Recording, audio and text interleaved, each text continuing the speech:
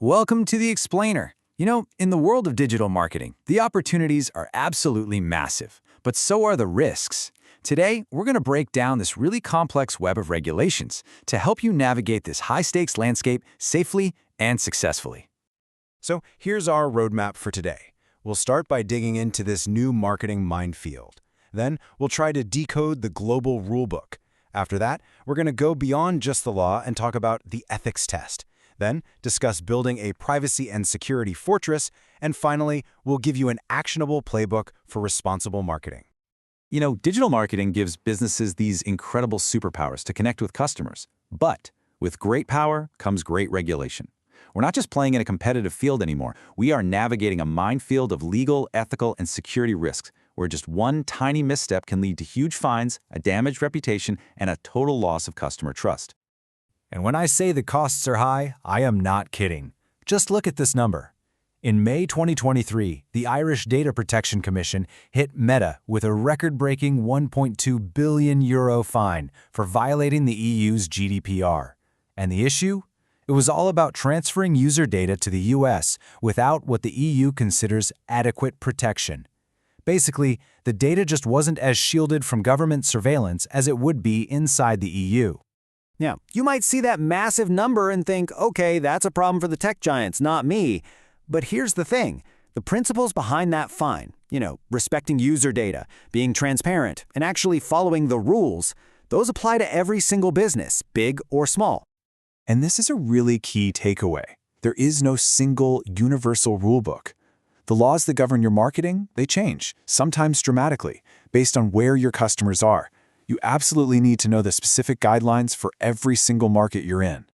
So let's compare the two main approaches out there. In the European Union, you've got this comprehensive top-down framework like GDPR. It applies across all member states, and it really treats privacy as a fundamental human right. Then you look at the United States, and it's more of a sector-specific approach. It's like a patchwork of different laws for different industries, all overseen by the Federal Trade Commission. And this slide really visualizes the EU's whole strategy. See, it's not just one law, it's an entire system built on primary legislation and, critically, a deep respect for fundamental rights. What this does is create a really consistent legal environment across the whole continent. Now let's hop back over to the US, where marketers have to juggle a whole collection of different laws. You've got the CAN-SPAM Act for email, the FTC Act, which is against deceptive practices, COPPA for protecting kids' data, and the ADA for digital accessibility. Every single one of these is a crucial piece of the compliance puzzle. Okay, but here's the thing. Following the law, that's just the starting point. It's the bare minimum. Great sustainable marketing goes way further. It's about passing the ethics test, which, honestly, can be even tougher than the legal one. Think about it like this. The law tells you what you must do, but ethics asks what you should do. It all comes down to the moral principles guiding your choices, and this is where you build real, lasting brand loyalty, because it's all founded on a bedrock of trust. And that means you have to start asking some really tough questions. For instance, you might have consent to track a user's every move online, but is that level of tracking really necessary? Or does it kind of cross a line into being intrusive, even if it's technically legal? And what about your content? There's a really fine line between a compelling, interesting headline and pure clickbait that just misleads people to get that click. So, are you enticing your audience, or are you actually deceiving them? And this one is maybe the most important. Are you thinking about your audience? Effective targeting is one thing, but it gets ethically questionable when it involves targeting vulnerable consumers in a way that could be seen as manipulative. Balancing powerful messaging with social responsibility, that's the key.